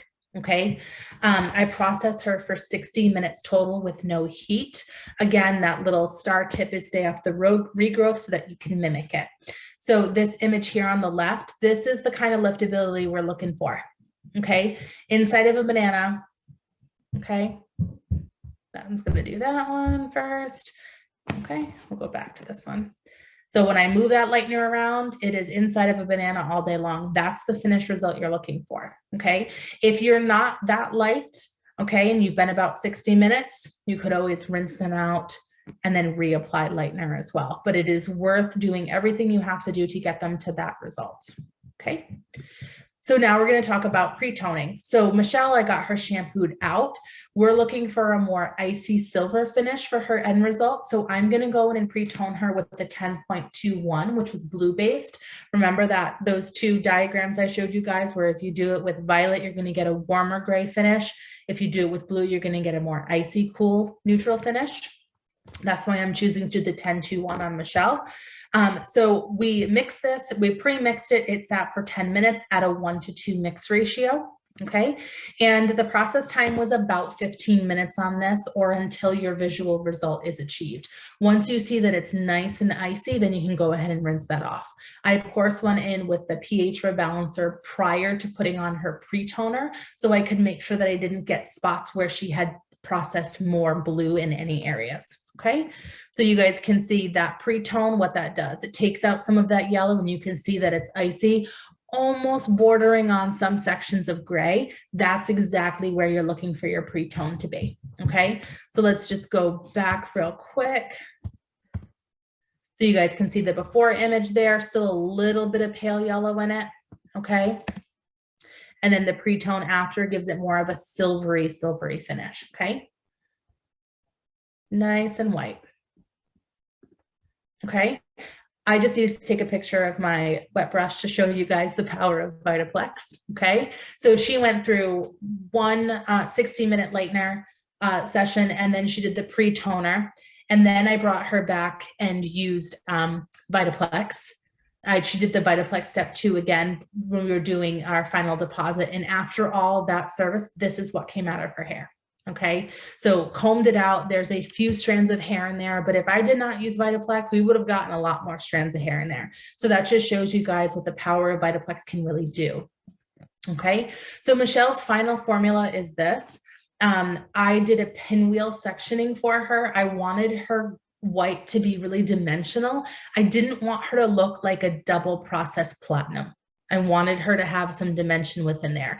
So what I do is I section the hair into sections like you guys see here, like little pie sections.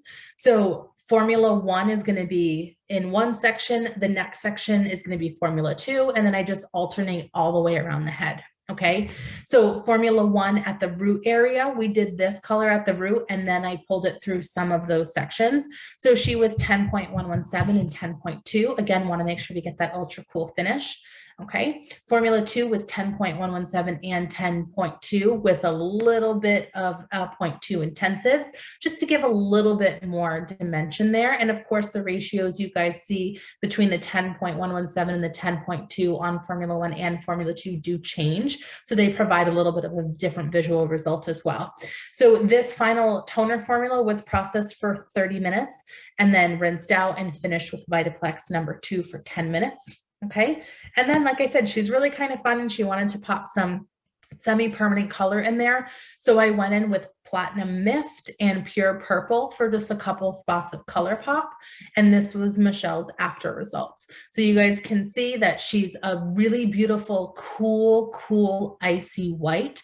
You guys will see in the image that's off to the left, her matches her root perfectly. Remember, I did not color her root. So going in there and leaving that root has allowed me to really replicate what we see in her finished results. Okay. So white results blend with her regrowth beautifully. She has shine and integrity to her hair. It still has suppleness in it. And those little pops of color just bring a little bit of fun to it. So once her color dynamics fades out in about 6 to 10 washes, we can pop any color we want to in after that, because I don't have to pre-lighten our hair again. It's at that place where it's just naturally beautifully silvery white, and we can go anywhere with that. So this was one of my first going grays after COVID, when people came out of COVID. So this was a lot of fun to do. And this really kind of set off my passion for doing, you know, gray and white hair. Sorry, Okay. I probably missed before. What color was she before? Was she gray? She was 100% white. Oh, here we go. Before and after. 100% white, but then she had a 7.0 throughout her ends. Wow, beautiful. Okay. Thank you. I didn't ever think right. about doing those two different colors, just to different grams or adding. Yeah, you know, but you can see the benefit of it, right? Like you can see where she looks more dimensional. I just didn't want her to look like I didn't want her to look platinum. I wanted her gray. People with gray white hair do have natural dimension in their hair. So that's where the regrowth, working with the regrowth, leaving it so that you can mimic that is really, really fun. And So it just elevates the service a little bit too. You bleached her Okay. out, and then you went in with those two different formulas and. Yep, bleached her out, pre-toned her with the 10.21, and then went in with the final toner formula that was like this. Oh, okay.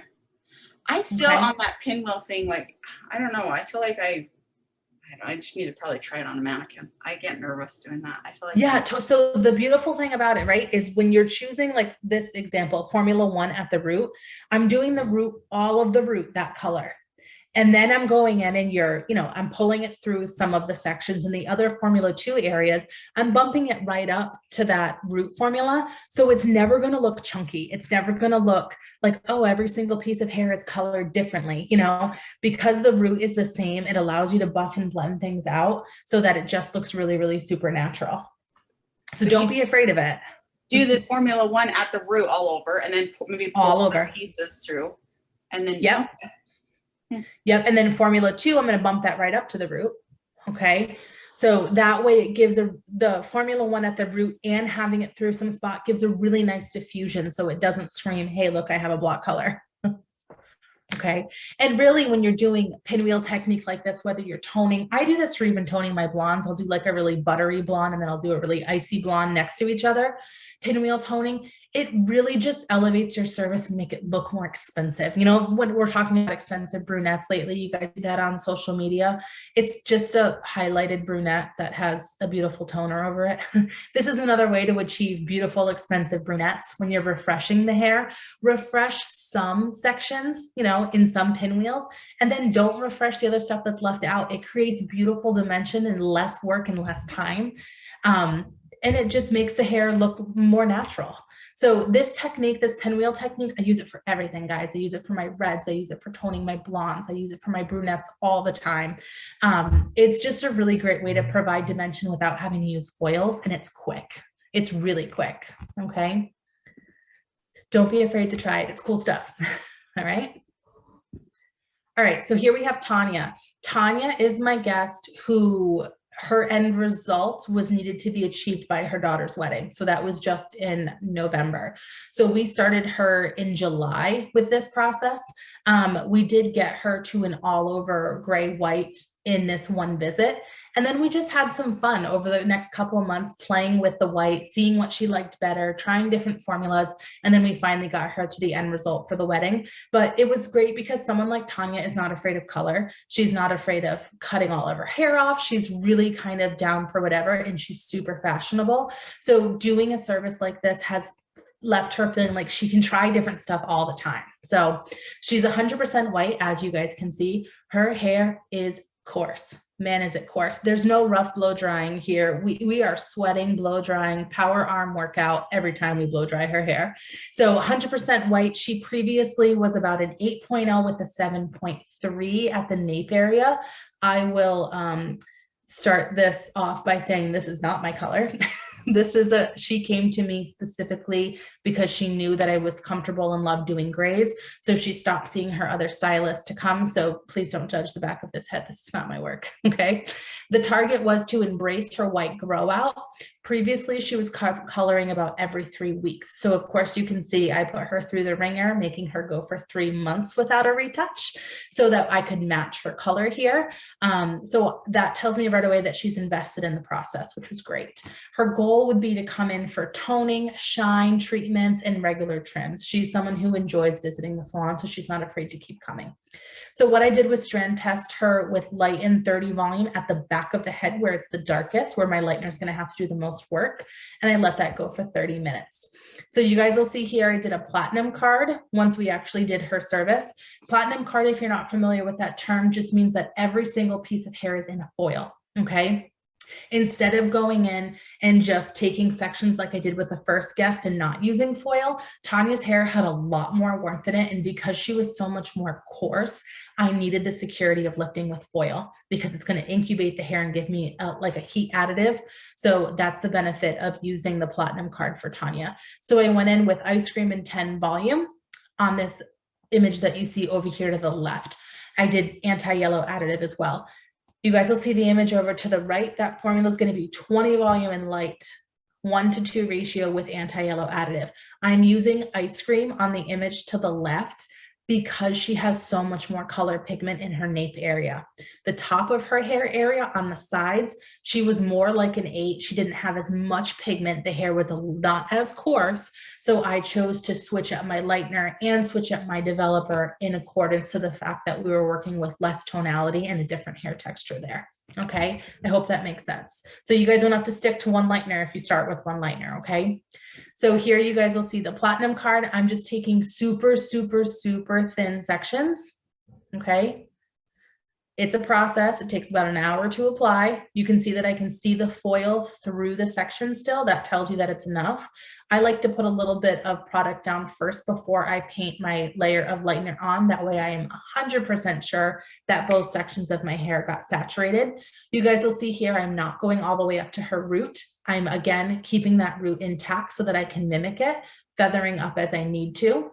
What's really important here is, guys, you cannot see individual strands of hair through the lightener. See how much I'm putting on? Okay, it should just look like a blue or a white mass of product. You should not be able to see individual hairs. The gift here of doing it this way is that the more saturation you have, the more liftability that you get. If you're skimpy with your lightener, you'll have a skimpy result, okay? So we do that all the way up until she starts getting less pigmented. Once she starts getting less pigmented, which you guys can see here is right about the round of the head, is when we switch to light. So that's why this lightener is white now. She's got less pigment to work through. Again, feathering all the way up. Okay, not hitting that root area at all. We're again working with that natural saturation. The next piece of foil comes down and then I bring the next section down. I'm not sandwiching it between 2 foils. I'm using the last foil I put down, painting it and just stacking that way. Okay, working all the way up to the head that way. Okay, does anybody have any questions on that? The choosing of the lightener or anything like that?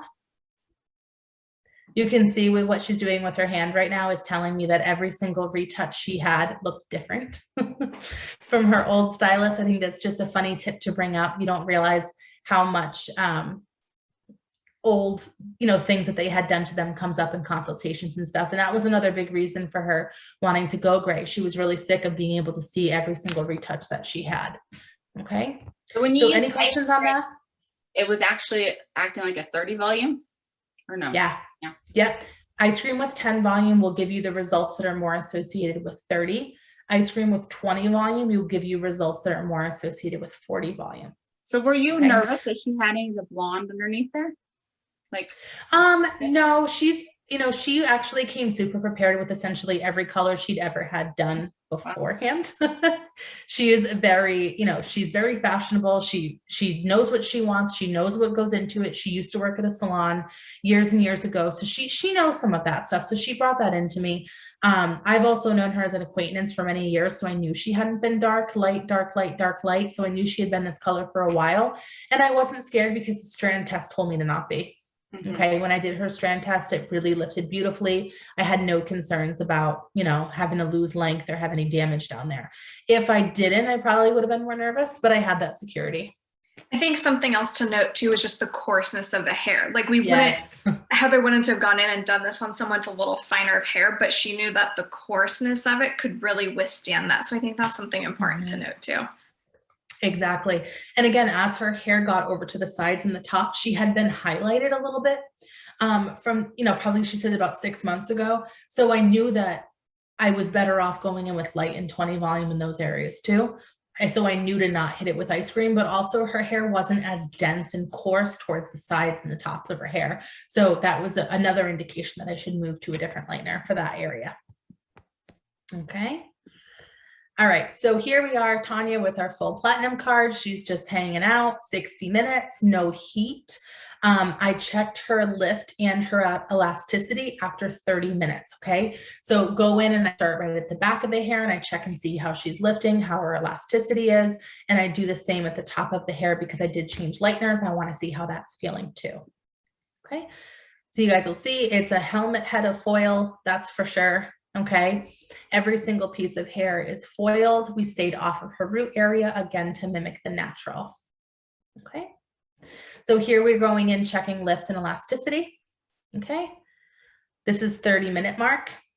You can see she's still got some yellow in there. Okay, elasticity is good, hair staying on the head, it's still bouncy. So we're going to allow her to sit a little bit longer. Okay. So this is the process check, right? We checked her first at 30 minutes, and this was our result, the one that has the red X. Still a little bit of pigment in there, you can see. Okay, I checked her again after the full 60 minutes, and you guys can see here the difference. There's not any more lingering yellow in the hair at all, okay? So you guys will see, I take my finger, I smush it around. I'm almost lost in the lightener with her hair strands. You know, you almost can't tell the difference. Whereas the first option, you definitely could see that she had more yellow in there. Okay, this is 16 minutes later. Let's check the condition. Look at that. No individual hairs coming out with the foils. All the hairs that are on her ends are not kind of pulling off when I pull the foil out. Okay, you can see that hair is still in good shape. It's actually holding on to the foils. It's harder to pull them out, which is good. If they're just falling out, that means hair is breaking. Okay. But you can see that liftability is really, really even. It's smooth. It's healthy still. Okay. Any questions? Feeling good? Okay. So here's Tanya pre-toning. Pre-toned again using my pH rebalancer first. Then I went in with T21S, which is the blue-based toner. With Michelle, I went in with the 10.21. With Tanya, I chose the T21. It's just a preference, guys. I just felt like, hey, I'll use the toners this time. I wanted to be able to show something different. They're both still blue-based, okay? 1 to 2 with converter, process that for about 25 minutes. Again, just keep checking on the hair, okay? Why did I choose T21S instead of T21? The S indicates that there's additional lift power in it, which is really ideal for when you're trying to get the cleanest blonde possible prior to doing your tonal deposit on your final color, okay? So if there's any kind of lingering paleo left in the hair, the T21S can actually lightly lift that out and pastelize that, which is awesome.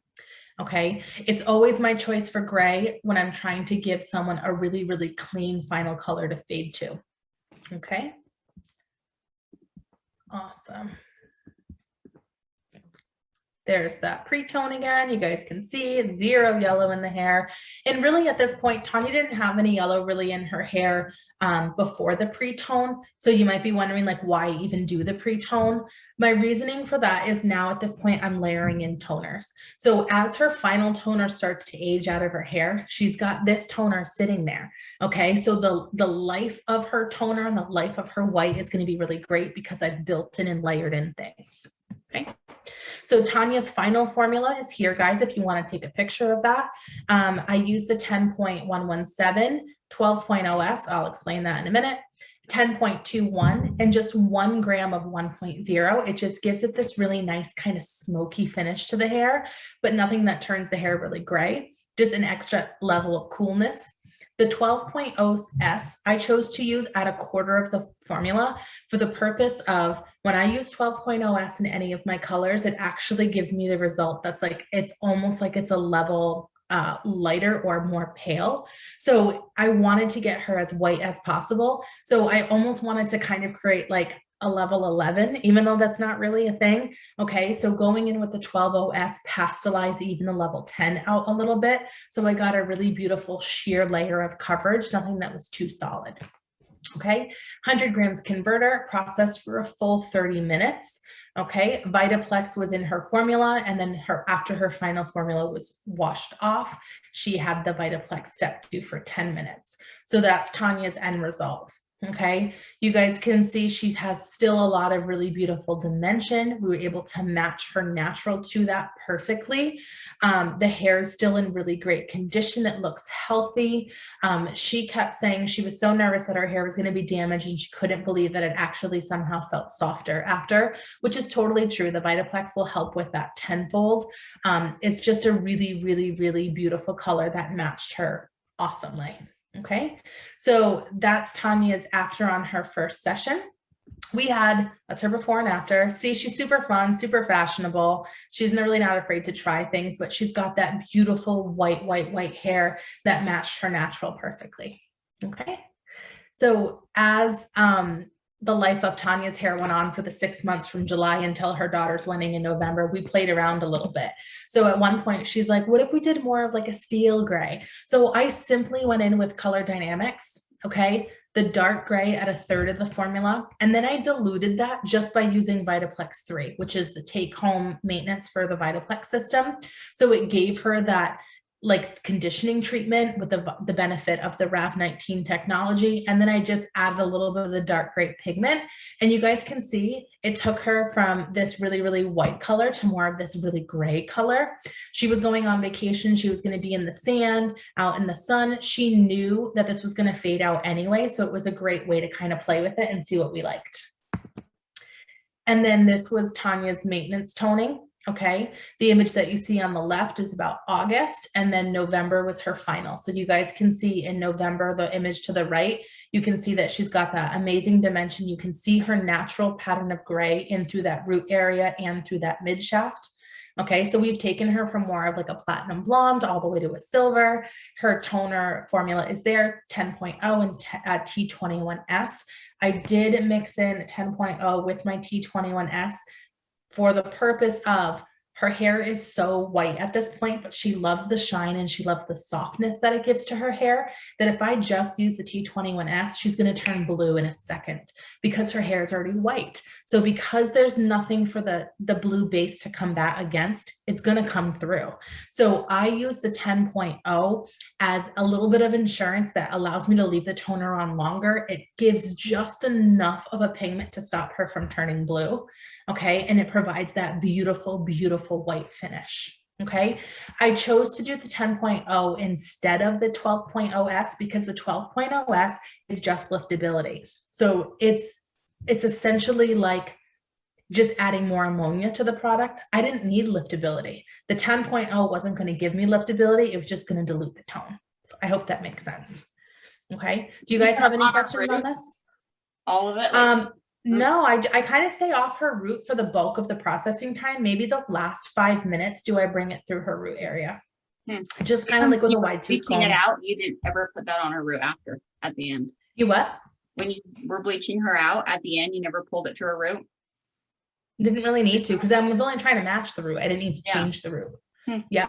So on her now, her maintenance tone, I mostly put it, I just stay off. You can see at this point now where her natural hair is and where she has a little bit of color or the white left in there. So I start in the areas that still has product in it, mostly let it process. And then that's when I take a wide tooth comb and just kind of rush it through her root area just to kind of polish it so she gets shine there. I don't need to cut a total deposit at all.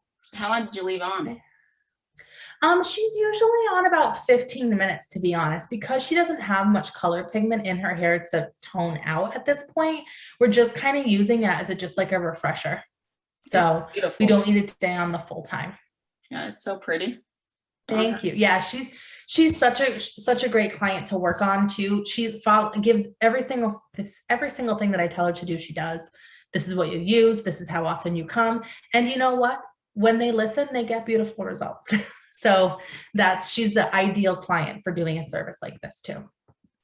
Okay. She's super youthful. You guys can see it's kind of amazing. People stop her all the time about her hair, she says.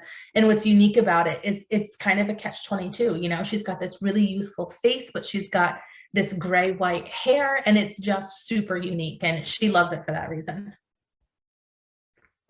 Any questions on It looks so good. I know I love her hair. Every time I do it, I'm like, damn, I wish I was white every single time. That's so good. It makes her eyes pop more. Yeah. So she used to be like Miss Rhode Island years ago. And then she was doing like the Mrs. Rhode Island pageants. And she's like, I look back and I can't believe I ever colored my hair. She's like, I feel like I would have won so many more times if I look like this. And I was like, you know, how cool is that to be aging, to feel older, to be 100% white and still be that much more confident in your skin the way you naturally are. I think it's just great. It's awesome. All right, guys, this is Lisa. This is, there's not videos along with this one, so it's a bit quicker. Lisa was the client that wasn't really interested in fashion toning like Tanya was. Okay, she was like, I just don't want to do my hair anymore. That's what it comes down to. She got 2 kids in college now. She's retired. She just wants to be home. Okay. Doesn't want to be out having to be in the salon every 4 to 5 weeks. So with Lisa, I pre-lightened with System Blonde 9-level lightener with the anti-yellow additive and 20 volume. She processed for 50 minutes. She was essentially the same base color that first model was. So she was a 7.0. Of course, I forgot to take a before picture. I am just like all of you guys, missing out on that all the time. So she essentially was the same thing as that first model. So that's why, just to help give you an idea. Then we pre-toned her with the T21S with converter and then protein additive in that. Then we went in and I built in her low light first with the 6117, 9117, a little bit of 0.2. I feel like when you put like 1 to 2 grams of 0.2, it just tweaks the color just enough that if you ever have problems with converter looking a little bit like green or blue at the end, I feel like the 0.2 really, really helps with that. So with certain hair types that are really porous, I do find I sometimes get that tinge, but a little bit of the 0.2 helps a lot with that. And then, so I did her low light first, and then I went between her low light and did her all over formula, which was the 10117, the 9117, and the 10.2. Again, instead of using the 0.2 intensives for her all over, I just used something else that would violet base, which was the 10.2. Okay, so let that process the full time, which was at 25 minutes. And I finished her final with Vitaplex step 2. So you can see, again, we stayed off of her root completely and her root matches beautifully. Okay. I have a question. How come you just once you pre-lighten the pre-tone, you just, would that be it? Because the pre-tone is really meant to go and just remove any lingering pale yellow from the hair, so that when I put the final formula on and that final formula fades, her canvas is a clean canvas without any kind of yellowish to it. So for example, if I just did the pre-tone, as that fades out of the hair, I'm going to be left with what the color was before I pre-toned, which would be like the inside of a banana. So she would look more yellow or more blonde instead of white. So the pre-tone again just makes it so that when the all over toner falls, comes off the hair, she has that secondary layer of toner for longevity. And how do you weave the low light in there? What technique did you do? I just did baby lights with a 10 foil technique.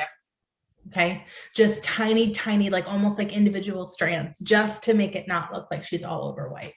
Okay, but you guys can see the dimension is great. It matches her natural great. You can see in through this top area, like the top left corner of the left side of the picture, she's 100% white, and it's just kind of spraying over the top, which is really, really flattering on her.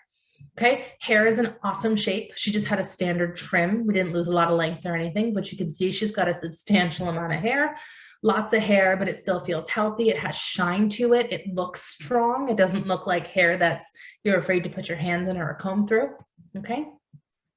This last one is just a before and after I wanted to share from one of my coworkers that I used to work with. This client was Lori, big regrowth. Obviously throughout COVID, she's coming in, she wants to just embrace it. So she was just pre-lightened with light, starting at the back with 20 volume, finishing at the front area with 30, so that all of it's done at the same time. And then she was just an all over with 9.117 and 10 volume. And then she was low lighted with 4.117 and 6.117 and 10 volume. So this is an image where we're not just trying to create white hair, but we're really mimicking the natural white and gray that she has within her hair. So she's more of a true gray client instead of white. Okay, so those are formulas for you guys to try. Okay, Amanda, do you want to talk about your sometimes there's panic guest? Yeah. So yeah, sometimes there's panic. Sometimes that their goal is to go gray, they want less maintenance, and they want a less commitment of color. But on the day of their appointment, it comes panic. So I have this client, Liz, and she was actually a new client to me. She was driving a couple hours away. And so we ended up having a couple consultations via phone and sending pictures and just really getting to a good understanding of what we wanted to do. So from there, on the day of her appointment, she freaked. We had the conversation of, you're going to look older. You are, what will friends think, what her family is going to think. And she came to terms with the fact that she wasn't fully ready to make that commitment. She as well has done beauty pageants in the past, and she just didn't, that impact of other people's opinion is something that is very strong to her. Okay. Awesome. You ready? Yeah. So Amanda did this on her instead. So my goal for that day was to get her to be as cool as possible without having to get her feeling uncomfortable in the skin that she's in. So we just did a full foil highlight. I used System 9 with 2 centimeters of the anti-oil additive, and I used 10 volume. And as I got up to the front, I used 20 volume. She has such coarse, such thick, just oodles and oodles of hair. And so it did take about hour and a half, hour 45 to fully highlight everything. Then anything that was left out, I went in with a 6117. If you guys remember from that before picture, she was that client that had that really orange tone to it. And so I really needed to neutralize that. So I went in with a 6117 with converter. And also on her natural coming in, she had some of those peppery looks to it. And so I was okay with it being a little bit more peppery and taking her to that level 6 because of her regrowth coming in. Finish that off with 10.2, 9117, a little bit of 10.0 to give me a little bit more control. And I mixed that with converter for a full 20 minutes and finished with Vitaplex Part 2. So again, this was just a way to take her as cool as possible without having to make her uncomfortable. Super beautiful. That 6117 I also did on her roots. So she's actually coming in next week. So it's been about 2-3 months. And so we will reassess, see where she's at, and either continue on that process of taking her a little bit cooler, letting some of that natural grow in, and just kind of assess the situation and go on from there. But I don't think that will stray too far from what this formula is as well going forward.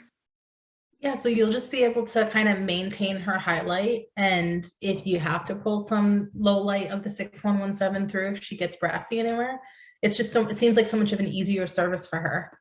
Yeah, as she kind of embraces it. Definitely. And eventually we may just get to the point too where we're just doing a toner. We're just, kind of refreshing or maybe adding a little bit more of that peppery look to it. But this gave us a really good, obviously more even controlled base to work off of. Again, that before was not me. So that was just color that was super faded out. She lost her stylist to closing a salon during COVID and was just kind of at a loss. So the more it's so also too, Heather, bringing up your point of having them have that 3 months of regrowth. So about that point that she came into me, because I had to schedule out a whole day for her, she had 3-4 months of regrowth. And the more that it grew in, the more that she hated it. And so this was kind of also another way of kind of meeting in the middle with that, giving her what I she love that you wanted, said but not that. scary. Because she was a perfect example of like want to be ready, but not quite ready. Yeah. Whereas she had 3 to 4 months of regrowth and she hated it. Yeah. Tanya had 3 to 4 months of regrowth and loved putting her hair back so that she could see what she would look like with the full. So yeah, like that's a great way to kind of assess too through consultation. Say like, okay, what's this client's name again? I forget. Liz. So if Liz pulled her, if you say, okay, Liz, if I pulled your hair back and you saw all this white around your hairline, what do you think? If she's like, oh my God, I hate it. Cringe. And that's a really good indication. But where Tanya, she pulled all of her hair back and she's like, I just want this everywhere. Like that gives you, sometimes they don't know how to say what they want, but something as simple as that gives you exactly the idea of what they're looking for. So I love that you talked about that. And I mean, that's totally goes into consultation too of body language, right? Totally. Like seeing, you know, her smile at the end of this behind her mask was so large. Like she was so happy with it. And I'm glad that we took this approach rather than diving in full deep, you know, with going full gray. Yeah, Hey, Amanda, her skin looks so much better. Yeah, right? Beautiful. Did you like do a fine weave like every other piece or every? So I did a super fine baby highlight all over. Again, kind of going with her natural growth of gray. I really wanted to make it more natural and not so highlighted look. And so, yeah, I went in with a super, super, super fine baby highlight all over, a full head of that. And then in between on those pieces is where I took that 6117, which I feel like gives you that perfect amount of depth, but you can't exactly pinpoint where that depth is coming from. Yeah, and I've never used the 6117 too, just as like the base, like a root. Yeah, I mean, you can see from the picture, I really needed to tackle a lot of that orange that was in there and just that tone. And so I knew it would be perfect. Yeah, it's pretty. Thank you. Super good. So it's like a very realistic image of what it's like when someone's 1 foot in and 1 foot out. And from this point, it's so much easier for Amanda to add more like white pieces in or more heavy blonded pieces in through her top so she can ease into it. But this is like an everyday realistic conversation, consultation before and after that you see behind the chair. Not every time is it going to be a full overhaul and not every time are they committed, but you can give them a hugely different look that's more age appropriate for them, better on their skin, more believable, all in just a transition process. So I thought that was an awesome way to show that. Okay. I know that there was a question about home care in the chat, so we'll talk about that real quick.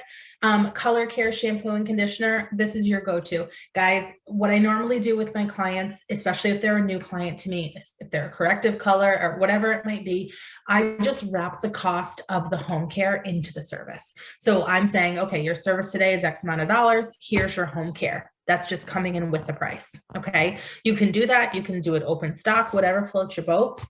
I love color care because you can use it on all hair types, fine hair, coarse hair, thick hair, curly hair. It gives you the perfect amount of moisture for all those hair types. It's lightweight.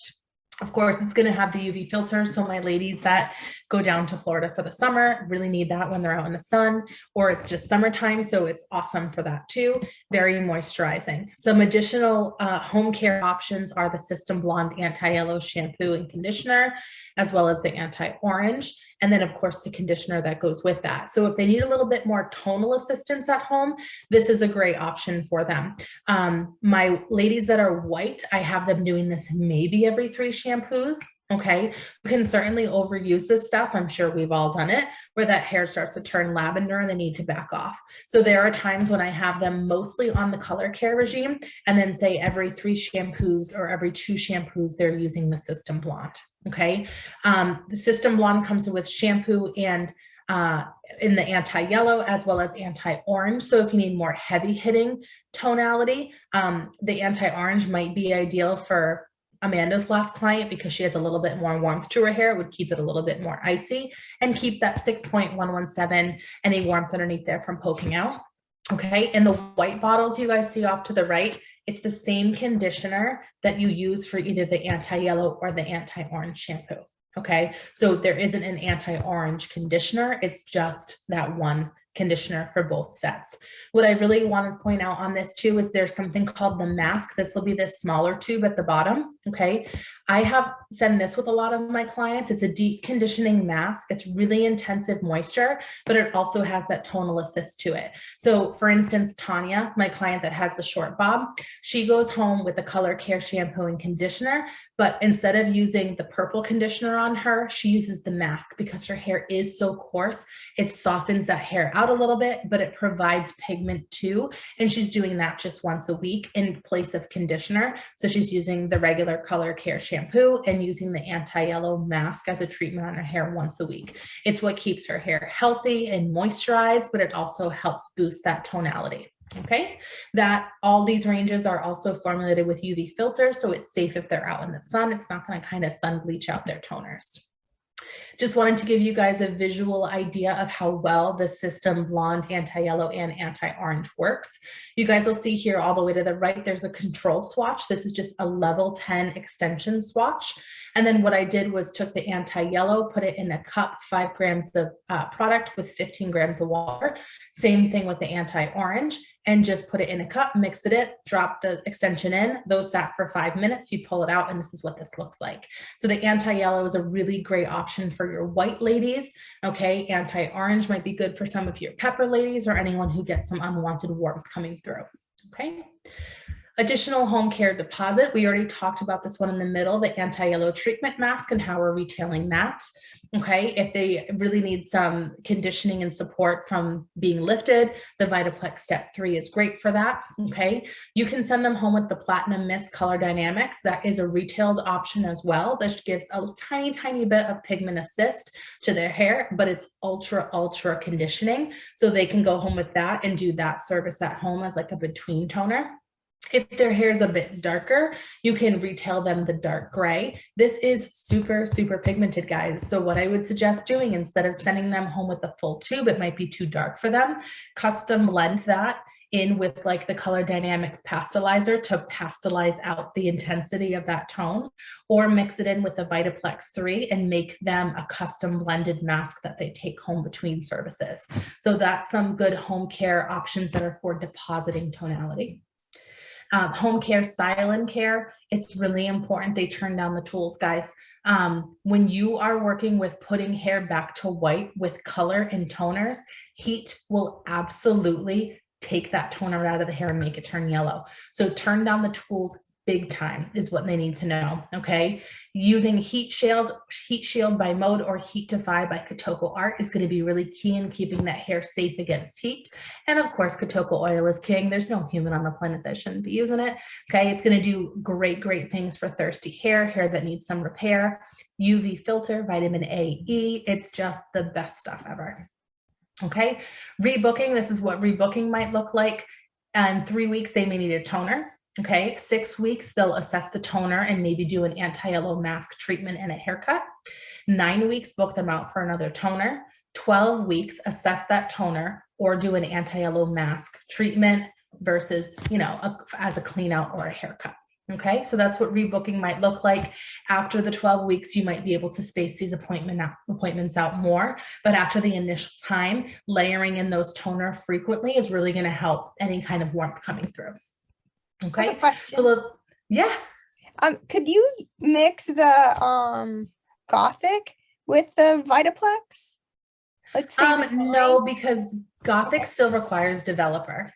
Okay.